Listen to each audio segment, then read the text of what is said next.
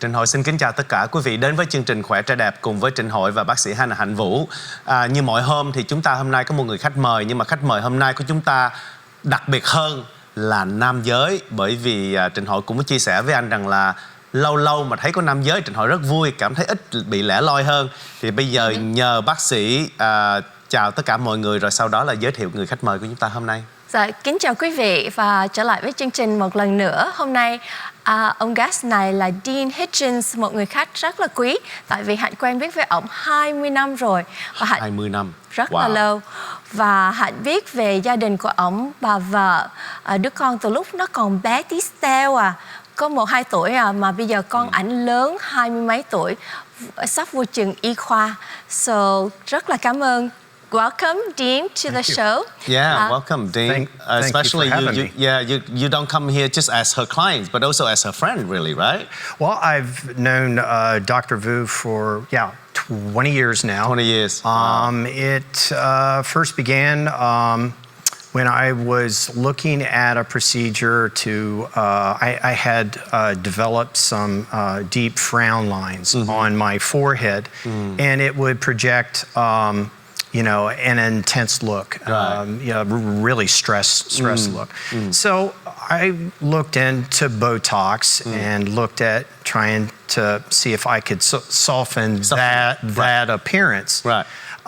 So I was very selective in the physicians that I looked at their backgrounds, and Dr. Vu was my first choice. Right. I will ask you why she was your first choice, but let me translate this right away. Thưa quý vị là hôm nay thật sự ra không phải là một người khách hàng của bác sĩ nữa, mà có thể gọi thẳng ra đó là bạn của bác sĩ, bởi vì hai người đã quen với nhau 20 năm, biết rõ về gia đình, tình cảnh của mỗi người con. Thành thử là bác sĩ thật sự ra là rất là may mắn là có những người bạn mà là khách hàng của mình và đã tin tưởng mình, bởi vì anh nói anh gặp bác sĩ để nhờ bác sĩ giúp đỡ về làm sao đó để mà anh không còn những cái nét nhăn hằn ở trên mặt. Nó làm cho có cái gương mặt cũng như rất là hơi lo lắng quá nhiều đó. Và anh muốn nó nhẹ nhàng hơn, gương mặt nó nhẹ hơn, nó tươi hơn. Thì anh nói ảnh đã làm research và đã tìm với nhiều bác sĩ khác, và cuối cùng bác sĩ Hạnh là bác sĩ số 1 mà anh đã chọn. Thì Trinh Hoi muốn hỏi ảnh là tại sao bác sĩ lại được là số 1 choice. So please tell everyone, I mean, why was she your first choice? I mean, what sort of criteria did you use? Right. So I looked at the educational background. Okay. I also looked at some of the feedback that the reviews, all of the reviews, even reviewed some of the Yelp, So it wasn't hard for me to be able to look to her in order to have this done. So I went ahead and had a consult, and Skinzone seemed to be a great place. Very clean, the hygiene, and she thoroughly walked me through the procedure. Like I said, I like the idea that it did not require a lot of downtime. You know, Botox does not require cuts, and so it began with having to have injections on my forehead, and it was pretty amazing to see how it flattened the lines over time. Right. And that just kind of progressed on as the years went on. I sort of developed some grooves in my brow area as well. Let me stop you right there because I need to translate that. Thưa quý vị là Trinh Hoi có hỏi ảnh tại sao ảnh đã dùng những cái tiêu chuẩn nào mà để chọn bác sĩ, và bác sĩ rõ ràng là đã trở thành một người bác sĩ mà ảnh rất là tin tưởng. Thì ảnh nói là đầu tiên là về vấn đề học vấn, sau đó là đọc những cái lời gọi là phản hồi từ những cái người mà đã nhờ bác sĩ giúp đỡ, kể cả những cái phản hồi trên cái Yelp app, Ảnh nói thêm đó là rõ ràng là qua nhiều năm tháng đó thì ảnh đã thấy được cái sự thay đổi trên gương mặt của ảnh, và vì vậy thì sau đó thì ảnh còn phải chích thêm ngay cái crow là ngay cái hai cái nhíu mày, phải không bác sĩ? Dạ đúng vậy. Nhưng mà ngoài những cái điều đó thì hình như là bác sĩ đã giúp ảnh với những cái chủ đề khác nữa, phải không ạ? Với Dạ, những đúng vấn vậy. đề khác nữa. Dạ vâng. Mời bác sĩ. Ổng là một thời gian với Botox rất là lâu năm, và mới đây ảnh chích Kybella. Kybella là một cái loại thuốc đó, lúc mà mình chích vào cái nọng cổ đó, nó làm cho mấy cái mỡ nọng cổ nó tan đi, và nó giúp cho da nó thắt lại, có cái hàm nó chắc. So không phải giải phẫu, không cần phải hút mỡ vùng đó, để làm cho cái nét mặt của mình nó thấy trẻ trung, không có sệ ở đó.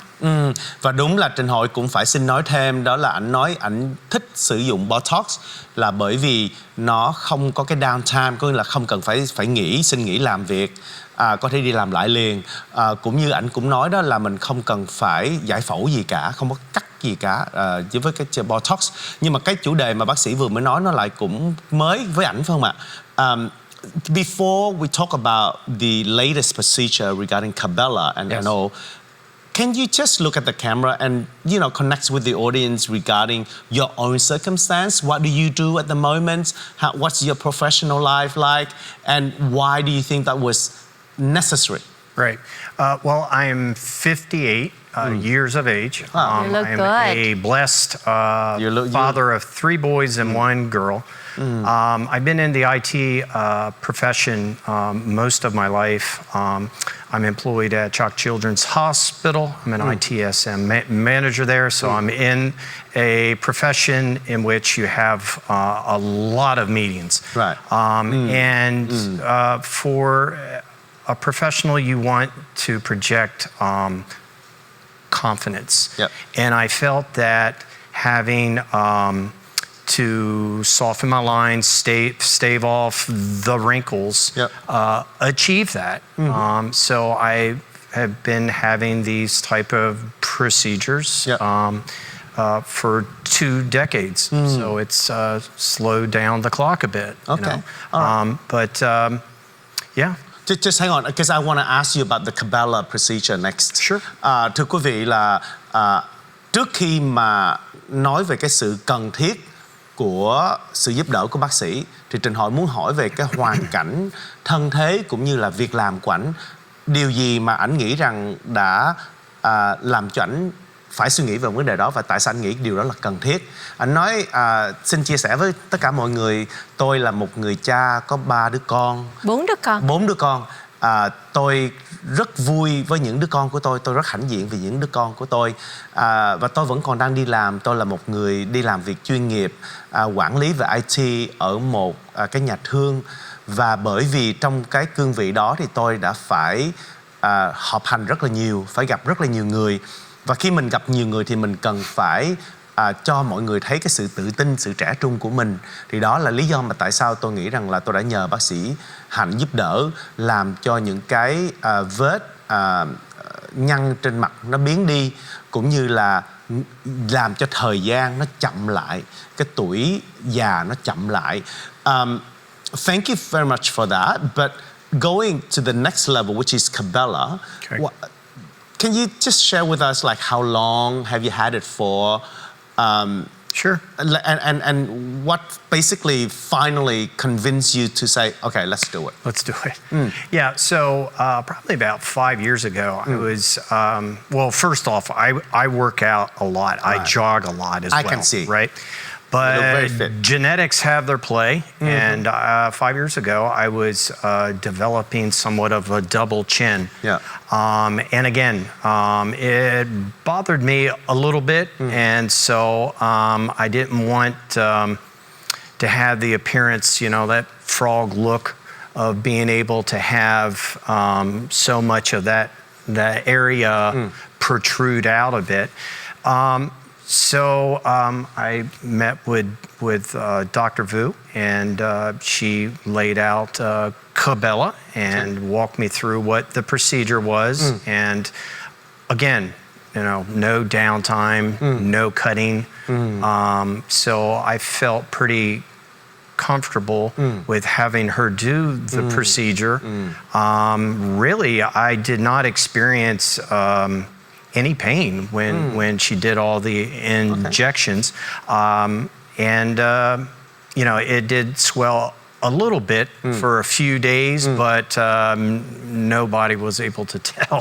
So, but yeah, and then over time, it's pretty amazing. Those fat cells just melt away. And I think what I like about this treatment is that it's truly long term. You know, I've had 3 treatments thus far, and it's slimmed it down. I have a stubborn area here that she has worked on, but it has helped the jawline, helped more of a masculine look.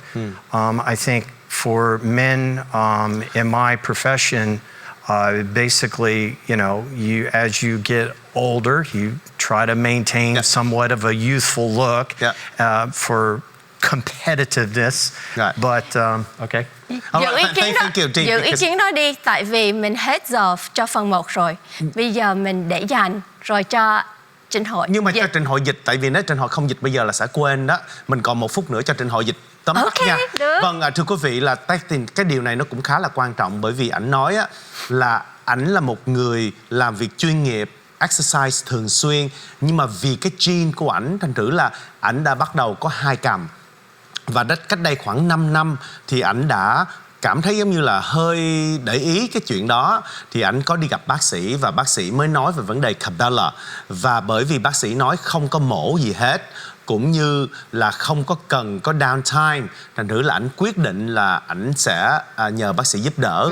Ảnh cũng nói thêm đó là ảnh cũng không cảm thấy bị đau gì cả, có hơi sưng một chút khi làm, nhưng mà sau đó rồi thì ảnh thấy rằng là cái điều mà ảnh thích nhất đó là cái kết quả nó sẽ đạt được như ý muốn của mình, và nó sẽ được mãi mãi, chứ không phải là sau đó nó sẽ bị lại. Đúng. Có phải không ạ? Dạ, đúng. Ảnh nói ảnh đã làm được 3 lần rồi, thưa quý vị, và ảnh có cảm giác như rằng là mình cảm thấy được cái gương mặt của ảnh, bởi vì ảnh nói bất kỳ người đàn ông nào cũng muốn cảm thấy mình trẻ trung, cảm thấy mình khỏe mạnh, và cái gương mặt mình nó không có bị 2 càm, phải không ạ? Rất mong quý vị đừng rời khỏi màn hình. Chúng tôi sẽ có một vài giây phút quảng cáo và sau đó sẽ trở lại với phần 2 cùng với người khách mời chúng ta là anh Dean.